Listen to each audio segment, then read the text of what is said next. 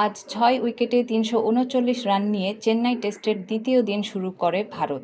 তবে খুব বেশি সুবিধা করতে পারেনি স্বাগতিকরা। ৩৯ রান যোগ করতেই হারিয়ে বসে ৪ উইকেট। ভারতকে ৩৭৬ রানে গুটিয়ে নিজেরা ব্যাটিংয়ে নেমে মাত্র ১৪৯ রানে অল আউট হয়ে যায় বাংলাদেশ। ফলে ২২৭ রানের লিড পায় স্বাগতিকরা। প্রতিপক্ষকে ফলো অন না করিয়ে সেই লিড বাড়িয়ে নিতে দ্বিতীয় ইনিংসে ব্যাটিংয়ে নামে ভারত। পরে ২৩ ওভার ব্যাট করে ৩ উইকেট হারিয়ে ৮১ রান তুলেছে তারা। সব মিলিয়ে দ্বিতীয় দিন শেষে ৩০৮ রানে লিড পেয়েছে ভারত। এতে চাপের মধ্যে থেকেই আগামীকাল তৃতীয় দিন শুরু করবে বাংলাদেশ দল।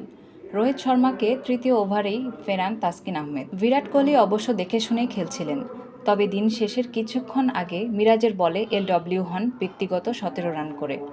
যদিও টেলিভিশন রিপ্লেতে দেখাচ্ছিল রিভিউ নিলে বেঁচে যেতেন কোহলি, কারণ বল ব্যাটার কানায় লেগেছিল। ঋষভ পন্ত এসে সাকিবের পরপর ২ বলে একটা ৪ আর ছক্কা নিয়ে দিন শেষ হওয়ার আগে করে ফেলেন ১২ রান।